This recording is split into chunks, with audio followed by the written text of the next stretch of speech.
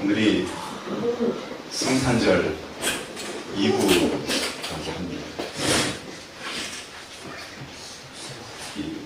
아이들과 청소년들과 청년들은 기대감이 좀 크겠지만 우리 어른들은 좀 어떠십니까? 성탄에 대한 기대감이 좀 있으십니까? 기대감을 좀 가지시기 바랍니다. 저는 3주간 하나님의 준비에 대해서 계속 말씀을 드렸습니다. 여호수아서를 통해서는 세 가지 준비를 말씀드렸는데 기억나십니까? 맨 처음엔 전쟁을 하려면 양식을 준비해야 또 용사를 준비해야 또 정보를 준비해서 가나안 전쟁을 준비했다고 들었습니다. 그 다음 주에는 고레스에 대해서 말씀을 드렸습니다. 하나님께서 고레스에게 성령을 부으셔서 내가 너의 오른손을 붙들고 내가 너보다 앞서 인도하면 숨은 재물을 찾아서 내게 주겠다라고 말씀했습니다. 지난주에는 미가서를 통해서 하나님께서 준비한 것, 베들레헴, 에브라다를 통해서 너는 적지만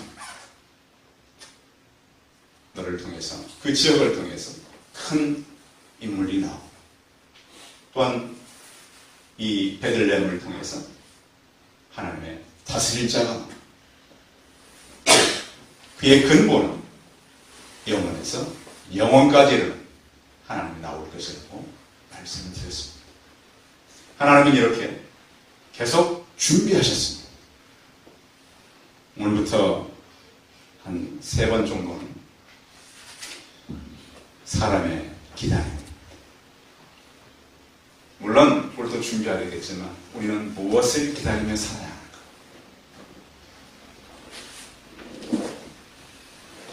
사람에게 있어서 기다림은 그렇게 좋은 것이 아닙니다. 왜냐하면 또 무엇을 기다리고 누군가를 기다린다고 하는 것은 굉장히 막연함이 많기 때문입니다. 한국 사람들이 다른 건 잘하는데 기다리는 것을 좀 못하는 사람 중에 든데 자판기를 누르면 누르자마자 이렇게 손부터 또 택시를 잡으면 도로 위에서 잡는 것이 아니라 내려와서 이렇게 잡고 또 식당에 가서 음식을 시키면 왜 빨리 안 나오느냐 재촉하는 사람들 중에 한 사람이 바로 한국 사람들. 배달을 시켜도 그렇죠. 몇 번 전화해서 물론 전화 받는 쪽에서 문제가 생길 수도 있지만 기다리는 것을 잘 못하는 사람들. 그래서 기다림은 원래 사람의 본성이 아니라고 합니다. 기다림은 하나님의 성품입니다. 성경에 보면 하나님은 기다리신다 그랬습니다. 여호와는 기다리시나니 이는 너희에게 은혜를 베풀려 하십니다. 기다림은 하나님의 본성입니다. 베드로후서 3장 8절에 보면 주께서는 하루가 7년 같고 7년이 하루 같은 이 한 가지를 잊지 말라 그랬습니다. 근데 성경은 기다림의 책이고 구약은 오래된 약속을 기다리는 것이 신약 또 새로운 약속을 기다리는 것이 바로 성경입니다.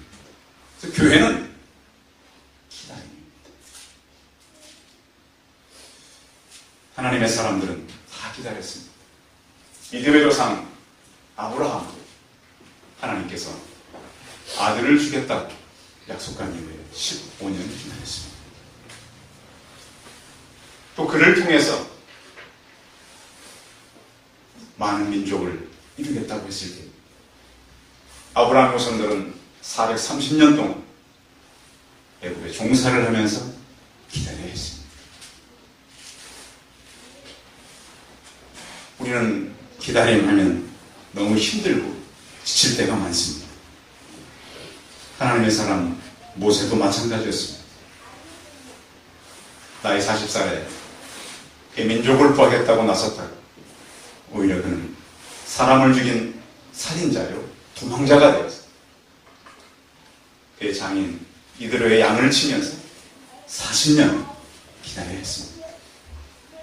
그는 다 모든 인생을 내려놓아야 할 때 다시 그를 부르셔서 하나님은 그를 이스라엘의 지도자로 세웠습니다. 다윗 왕도 마찬가지로 어릴 때 기름 부음을 받고 나서 많은 도망다니는 삶을 살았습니다. 요셉도 마찬가지입니다.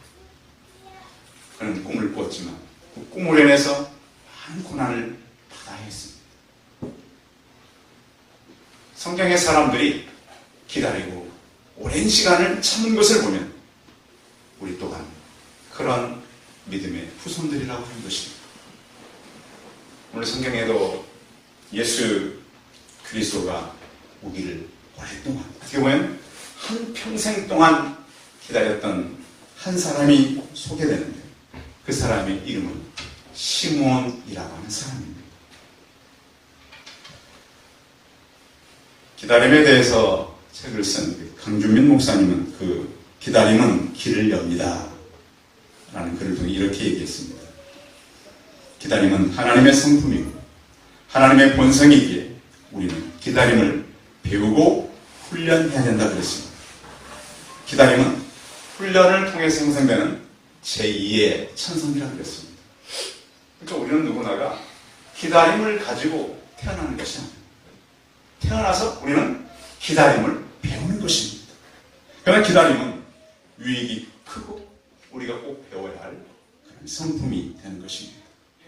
하나님은 우리 인생들에게도 절대 강제하지 않고 할 수만 있으면 스스로 깨닫고 돌아오기를 원하시는 것입니다. 또한 기다림은 우리가 오랫동안 배우고 훈련해야 될 하나님의 덕목인 것입니다. 우리가 기다리되 그냥 기다리는 것보다는 깨어서 기다리는 성도들이 되시기 바랍니다. 기다림은 어려움이 있고 고난도 있습니다. 2000년 전에 이 땅에 오셨던 예수 그리스도를 다시 우리가 확인하고 다시 그분을 맞아들이는 그러한 우리의 신앙이 다시 뜨겁게 드러나기를 바랍니다. 요셉과 마리아가 아기 예수가 태어나서 난지 8일 만에 법대로 유대인의 할례를 하기 위해서 성전에 들어가고 있을 때입니다. 오늘 성경은 요셉과 마리아가 태어난 아이를 안고 성전에 들어갈 때 만났던 한 남자 어른을 소개합니다.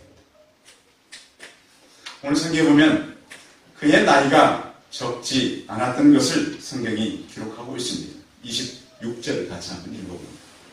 26절 시작. 그가 주의 그리스도를 보기 전에는 죽지 아니라 하는 성령의 지시를 받았다. 뭐한 후에 죽는다고요? 그리스도를 보고 죽는다. 참 이런 약속을 받은 시몬은 얼마나 희망에 찼을까요? 4000년 동안 기다렸던 그리스도를 시몬 너가 본다. 이 말을 성령으로부터 받은 거예요.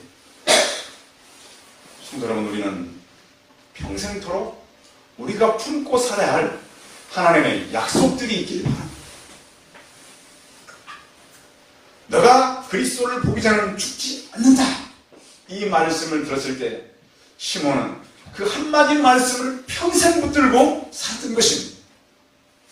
근데 성경은 그는 어떤 사람이라고 소개하고 있냐면 25절입니다. 같이 읽어봅니다. 시몬은 이런 사람, 시작. 예루살렘에 시몬이라는 사람이 있으니 이 사람은 의롭고 경건하고 이스라엘의 위로를 기다리는 자라. 성령이 그 위에 계시니라. 아멘. 예수 그리스도가 오기를 기다렸던 시몬은 어떤 사람이었나? 그는 의인이었다 이렇게 말합니다. 근데 의라고 하는 표현이 그냥 우리가 받아들이기에는 쉬운 그런 말의 의미가 아닙니다. 우리가 의하면 쉬운데 성경에서는 우리가 이제 그 믿음으로 구원받는다 할 때 이신층 하나님께서 우리를 의롭다고 칭했다 이런 그 말씀이 있습니다. 의롭다고 했다는 것은 무슨 얘기냐면 우리가 오직 믿음으로 의롭게 되었다는 표현입니다. 또 우리가 행위를 해서 의롭게 된 것이 아닙니다. 우리가 나와서 예배를 드리고 하나님께 예물을 드리고 교회 안에서는 헌신하고 봉사해서 의롭게 된 것이 아니라 오직 무엇으로? 믿음으로 의롭게 되었다고 성경은 말씀하고 있습니다. 우리 행위가 거기에는 들어가지 않습니다. 아무리 용서받을 수 없는 죄를 범했다 할지라도 예수님께서는 믿으면 그를 의롭다고 우리에게 칭해 주신 것입니다. 그러니까 우리가 완전히 의롭게 된 것이 아니라 의롭다고 칭해 주신 것입니다. 법정적인 선언인 것이죠. 우리의 모든 것을 우리가 다 치른 것이 아니라 그분께서 모든 것을 치르시고 우리에게 의인이라고 칭해 주셨습니다. 그럼 어떤 사람이 이런 의인의 자격이 있을까요? 시편에 보면 1, 2편에 시편 1편 1편 1, 2절에 복 있는 사람은 악인의 꾀를 쫓지 아니하고 죄인의 길에 서지 아니하며 오만한 자리에 앉지 않는다고 했습니다. 주의 율법을 주야로 즐거워하며 율법을 주야로 묵상하는 자라 그랬습니다. 그런데 악인은 그렇지 않다 그랬습니다. 성경에서는 악인과 의인이 동시에 될 수 없다고 말합니다. 악인은 그 안에 하나님 계시지 않습니다. 그런데 무엇보다 의인과 악인을 구분할 때는 관계성입니다. 그러니까 의라고 하는 것은 쉽게 얘기하면 관계의 의미가 있습니다. 저와 우리 성도님들은 무슨 관계죠? 무슨 관계예요? 뭐 형, 동생 관계 아니죠. 오빠 아니면 누나, 동생 관계 아니죠. 어떤 관계죠? 목회자와 성도의 관계입니다. 성경적으로 표현하면 목자와 양의 관계인 것이죠. 성경은 관계를 중요하게 생각해요. 관계를. 그래서 성도님들은 예수님과 어떤 관계에 있습니까? 스스로 생각해봐요. 여러분은 예수 그리스도와 어떤 관계에 있는가요? 그분을 묵상하고 그분을 생각하고 그분과 동행하고 살아계십니까? 살아가십니까? 그럴 때는 아멘 하셔야 됩니다. 다시 한번 물어볼게요. 그분을 의지하고 그분의 말씀을 믿고 그분과 동행하며 살아가십니까? 아멘. 아멘. 그렇습니다. 의라고 하는 것은 이 관계가 만족됐을 때 의라고 하는 거예요. 그러니까 말이 좀 어려워요, 성경이. 하나님께서 그를 의롭게 여겼다고 하는 것은 시므온이 하나님과 늘 관계가 맺어 있었다고 하는 거예요. 그 하나님은 창조주 하나님, 생명의 주요, 그의 모든 것을 다스리시는 그 하나님과의 관계가 늘 연결되어 있었다고 하는 겁니다. 성경 그를 의롭다고 할 때 그는 늘 하나님의 말씀과 관계가 그의 삶이 그와 연결되어 있었습니다. 그는 의로울 뿐만 아니라 경건하다라고 말씀합니다. 경건하다는 말은 하나님을 사랑하고 두려워한다고 하는 것입니다. 그리고 또한 경건은 늘 그의 시선이 하나님을 향해 있었습니다. 여러분의 시선은 어디에 머물러 있습니까? 하나님 믿는 사람들은 시력보다는 시선이 좋아요. 우리가 무엇을 바라보고 우리 목표점이 어딘가를 보고 나가야 되는 거예요. 시대가 병들고 시대가 어렵고 시대가 우리에게 소망을 주지 않는다 할지라도 우리의 중심은 하나님께 늘 고정되어 있기를 바랍니다. 예레미야 선지자는 이렇게 말했습니다. 너희는 예루살렘 거리로 빨리 왕래하며 그 넓은 길에서 찾아보고 알라. 너희가 만일 정의를 행하며 진리를 구하는 자를 한 사람이라도 찾으면 내가 그 성을 용서하리라 그랬죠. 의인들이 많지 않습니다. 근데 우리 성도들은 하나님이 찾는 의인들이 되시고 하나님을 경건하게 하나님을 두려워하며 살아가는 우리 성도들이 다 되시기 바랍니다. 시몬은 그 시대와 타협지 않고 살아갔습니다. 어떻게 보면 위기는 우리 환경이 아니라 우리 안에 있습니다. 우리는 주변을 위기라고 하고 문제라고 하지만 그 위기와 문제는 내가 위기요 내가 문제인 것입니다.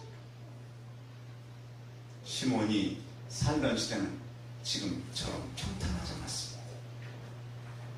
아마 그의 평생에 살면서 그가 보았던 것은 로마의 압제일 것입니다. 아직도 회복되지 않은 그 나라를 보면서 한숨을 쉬면서 살아갈 수 있습니다. 내가 이렇게 살면 뭐해? 하나님이 하지 않으시는데 이렇게 포기할 수도 있습니다. 그러나 그는 포기하지 아니야. 의롭고 경건하게 고별되게 하나님을 섬겼습니다. 이 시대에 하나님께서 의인과 경건한 사람을 찾는다면 저와 우리 성도들이 되시기 바랍니다. 그런 관계가 이어지길 바랍니다. 우리는 교회 안에 성도일 뿐만 아니라 직장 안에서도 성도들, 학교 안에서도 성도들, 길거리에서도 우리는 성도일 것입니다. 시몬은 그렇게 살아갔습니다. 또한 시몬이 가졌던 것 한 가지는 하나님의 위로를 그는 기다렸다 그랬습니다. 왜 하나님의 위로를 기다렸을까요? 시몬이 살던 시대는 이스라엘이 로마의 식민지였습니다. 그리고 많은 사람들이 그렇게 외쳤습니다. 이 로마가 가는 곳은 평화가 있다. 그 사람들이 만든 슬로건이 있었습니다. 팍스 로마나. 로마 군인들이 막 외쳤습니다. 로마가 가면 평화가 있고 로마가 가면 사람들이 안전하게 살 수 있다고 그랬습니다. 로마 시내의 절반은 노예와 하층의 사람들로 이루어져 있습니다. 로마인들만의 평화가 바로 팍스 로마나였습니다. 그 시대 하나님의 사람들은 하늘의 평화, 영원한 평화, 특히 이스라엘의 평화를 원했습니다. 평화의 성 예루살렘을 그들은 바라보면서 언젠가는 하나님께서 이 땅에 평화를 줄 것을 바라보았습니다. 그런데 그 땅의 평화는 오지 않았습니다. 이스라엘 민족들을 4,000년 역사를 보면 그 민족은 참 불우한 민족. 다윗 솔로몬 시대 외에는 그들이 별로 행복하게 산 데가 없었습니다. 거의 전쟁과 이방인의 노예와 종살이와 그들의 민족의 고난은 어느 민족보다 컸습니다. 그래서 시몬은 이 민족이 좀 위로를 받았으면 좋겠다. 그런 기대를 하고 살아갔어요. 지금도 예루살렘은 분쟁이잖아요. 그렇죠? 지금 계속 팔레스타인하고 지금 예루살렘 그 주변의 나라가 지금도 평화가 오지 않았어요. 예루살렘 평화의 성이요. 신학자들은 예루살렘은 탯줄이라고 하는 큰 의미가 있다고 말합니다.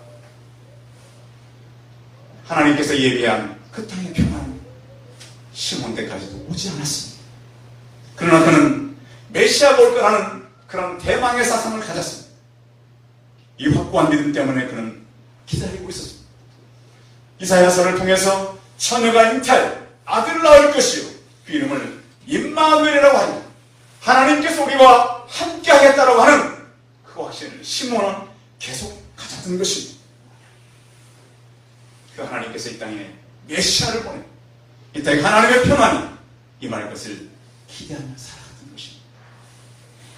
성도 여러분, 우리나라에도 많은 사고와 어려움을 당한 이웃들이 참 많습니다.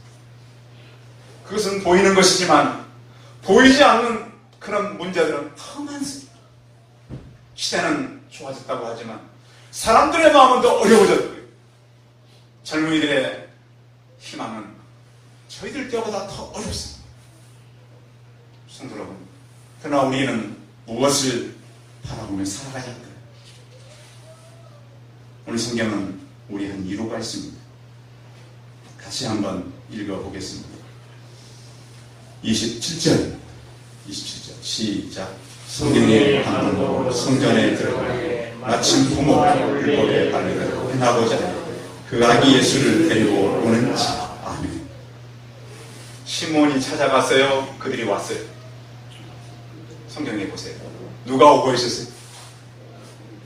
그 아이를 예수 그리스도를 안고 부모가 시몬을 향해서 걸어오는 거예요. 마침 여러분께서 사시다가 하나님의 때에 하나님의 역사하심을 경험하시기 바랍니다. 믿는 사람은 두 가지 시간을 가지고 살아갑니다. 한 가지는 크로노스라고 하는 사람의 시간이에요. 우리가 살아가는 시간입니다. 길 가다가 사람을 만나고 길 가다가 어떤 일을 만나고. 그런데 하나님의 시간은 크로노스예요. 달라요. 그때 마침 아기 예수 그리스도와 시몬이 만나는 시간, 누가 만들어 오는 시간이죠? 하나님이 만들어 오는 시간. 성도 여러분, 인생을 사시다가 하나님이 만들어 오는 시간에 하나님의 사건을 만나는 성도들이 되시기 바랍니다.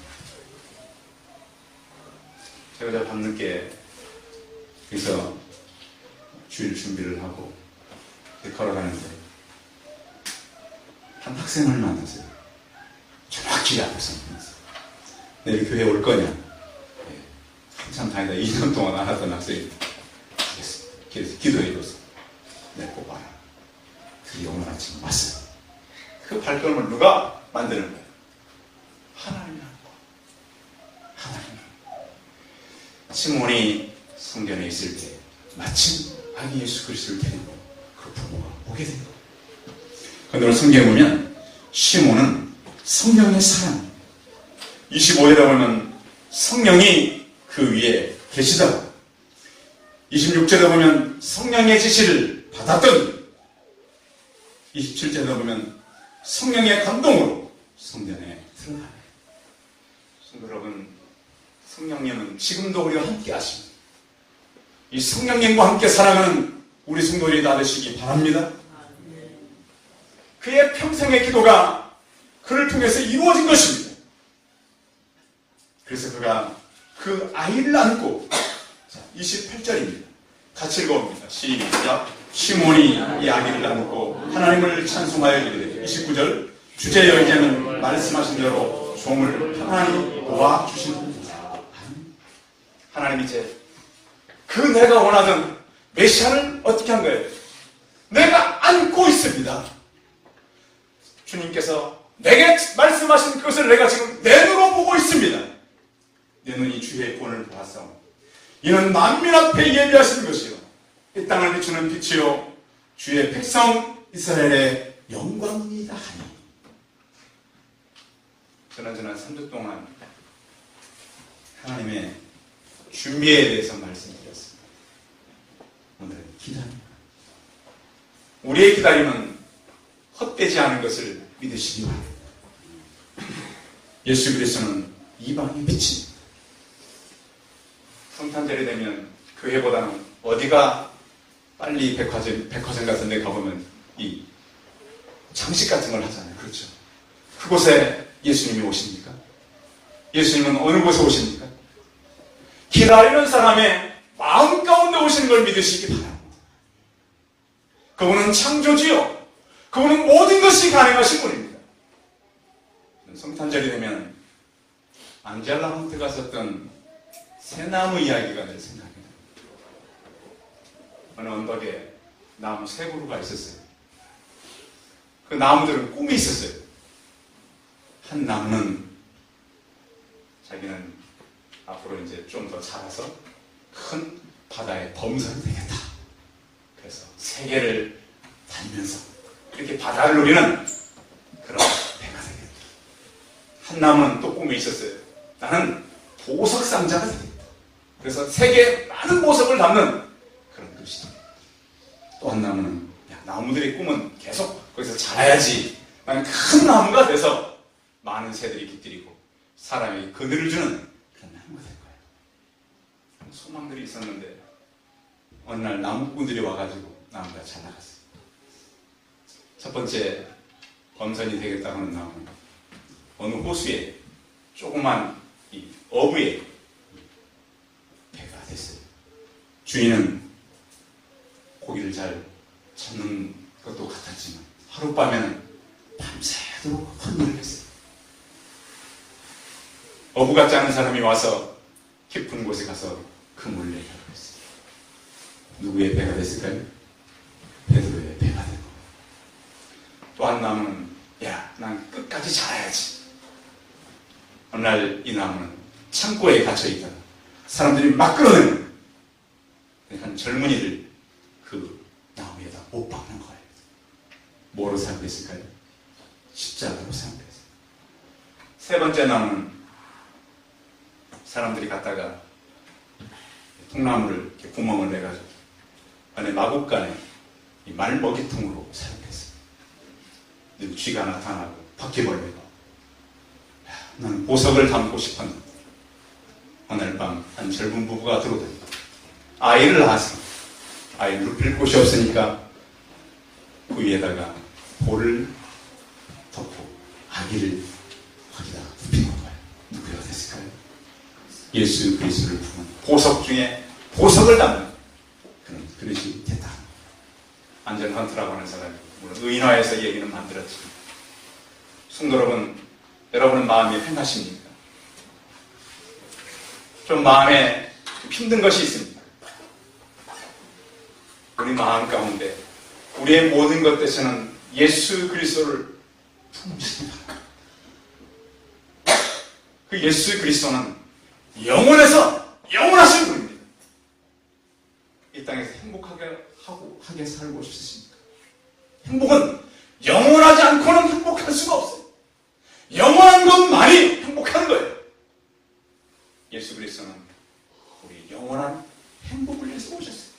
물론 이것이 땅에서는 다 이루어지지 않을 수도 있어요. 그러나 우리는 맛볼 수가 있습니다.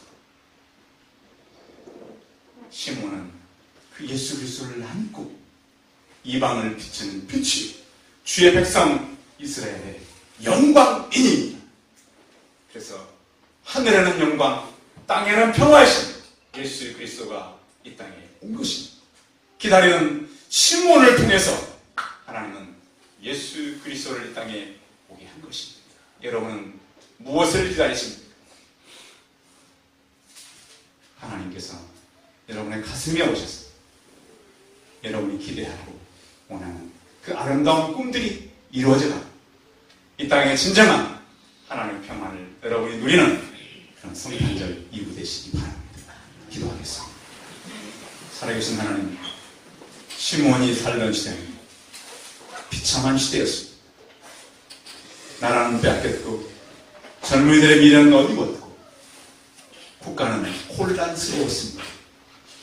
그러나 그는 의인으로서 하나님 앞에서 하나님께서 맡긴 그러한 경건한 삶을 늘 살았습니다. 하나님의 위로를 기다렸습니다. 성령이 그 위에 있었습니다. 능력의 주님, 그 시몬처럼 우리 가슴에 예수 그리스도를 맞이하게 하여 주시옵소서. 그 예수 그리스도를 품고 주의 의자는 말씀대로 종에 평안을 주셨다라고 말씀하셨습니다. 그 하나님의 평안이 이 시간 우리 성도들의 가슴에 임하게 하여 주시옵소서. 상처가 있고 아픔이 있고 어려움이 있다면 이 시간 주님 우리 성도의 가슴을 어루만져 주시고 하늘의 소망으로 꽉 채워지게 하여 주시옵소서. 영원에서 영원에 이르는 그 예수 그리스도로 차서 이 땅을 예수 그리스도로 이길 수 있는 뜨거운 마음을 다하여 주시옵시고 시몬이 감격에 차서 하나님을 찬송한 것처럼 우리 또한 그 감격으로 예수 그리스도를 품고 살아가는 우리의 생애가 되게 하시고 영원에서 영원히 이르는 기쁨을 가지고 살아가는 영원한 소망 속에 우리가 늘 있게 하여 주시옵소서. 주 예수 그리스도의 이름으로 기도하였습니다.